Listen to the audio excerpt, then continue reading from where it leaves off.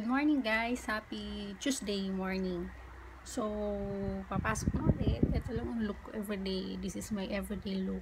So, for my accessories, clip earrings, then papalit lang ako ng relos. This one is Guess silver watch. Then sa kanan ko, ganun pa rin yung aking Pandora. This is my everyday accessories naman eh. So, normally pinapalit-palitan ko lang naman is earrings and watch. Then, for my look, this is my everyday look para lang maging presentable. So, hindi naman ako marunong mag-makeup, hindi rin ako makeup artist. So, kung ano lang sa tingin ko bagay sa akin, yun yung ginagawa ko. Then, to achieve this one, ito yung mga gamit.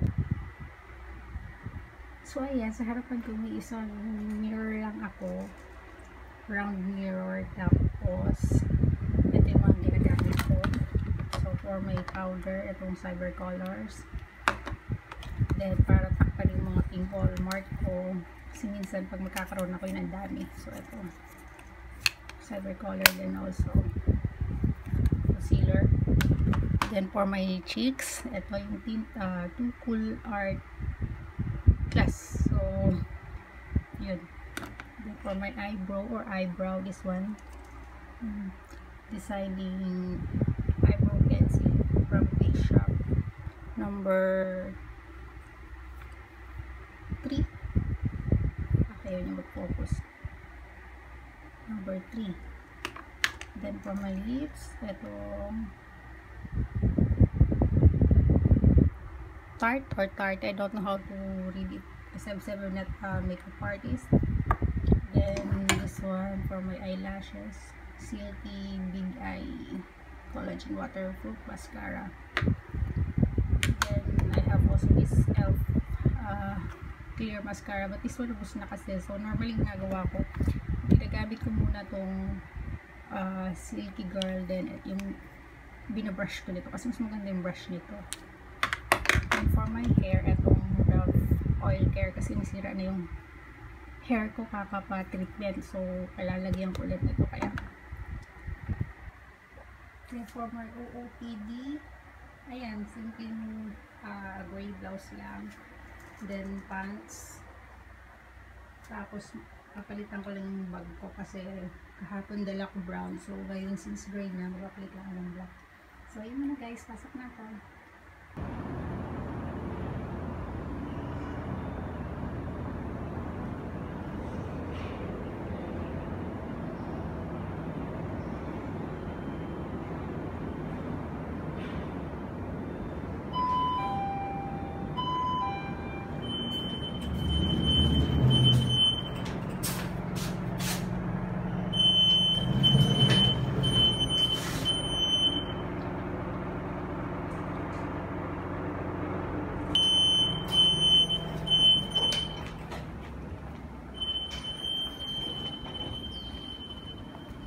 So, ayun guys, nasa bus na ako ng bahay. As usual, maglalakad na naman papunta sa sakayan ng bus kasi mula dito, bus going to MRT station. So, yun, mamaya na lang ulit bahay. Hi guys! So, lunchtime again. Let's go down.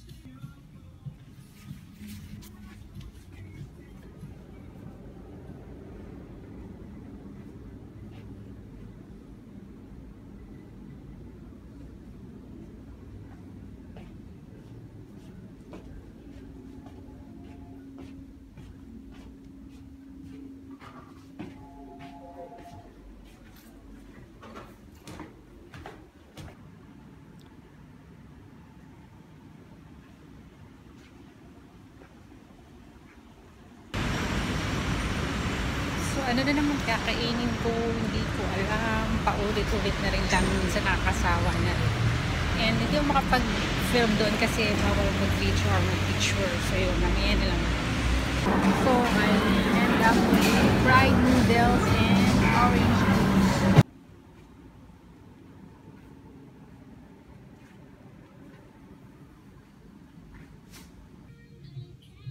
So back to the office. Hi guys! So, uwian na. Time to go home. So, yan guys. Uwian na naman. Bibili lang ako ng dinner ko. Then, siguro diretso na uwi. Kaso ang haba ng pila. So, yun. Wait lang ako. So, uwi na lang siguro ako. Tinamad na rin ako mag-ikot. Nakakapagod na rin. Tsaka yun at yun din naman ang nandito sa my place ko. So, yan. Let's go!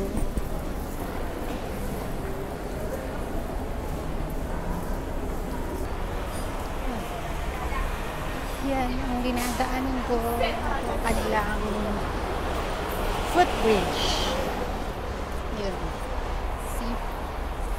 Actually, 7 o'clock na pero ganyan nga, liwaliwanag pa rin dito. So yun, punta ako sa kaya ng bus.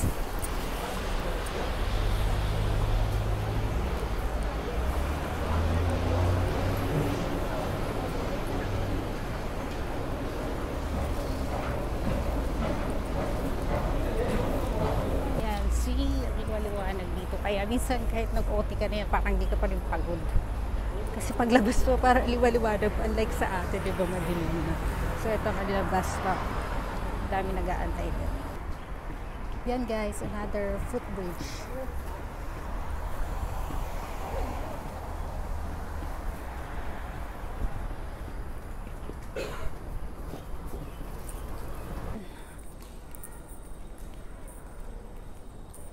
Six, eight, 9E. So here I am. So walking na pabalik sa house. So ito nga baba na aming building. Nakakatuwa lang dito guys kasi ang linis-linis talaga ng buildings nila.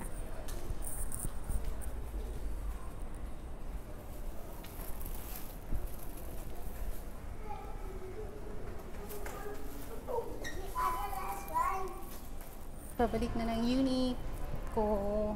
So ito ang aming house.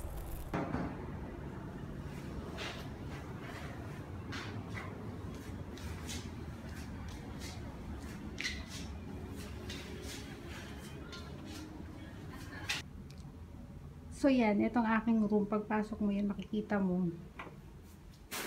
Yan, nothing so fancy. Tapos ito pala guys. Yan, may duyan ako sa loob ng room. So ayan guys, nakita nyo na yung room ko. So I will end up this vlog here. And by the way, by weekend pala baka mag-post ako ng part 3 nung paano mag-apply sa Singapore. Kasi sa previous na part 1 and part 2, may mga nag-comments like eto sila Rebecca Fausto, Dan Ace Aquino, AJ Christian Aboleda, Love That Studio. So may mga tanong sila na kailangan masagot ko, i-elaborate ko kasi parang hindi sapat yung nagre-reply na ako sa kanila sa comments. So kayo guys, if may mga tanong pa kayo or may mga bagay kayo na gusto pang malaman, so pakisulat na rin sa comments box below din para masagot ko na rin by Saturday siguro. So yun, bye, God bless, thank you for watching.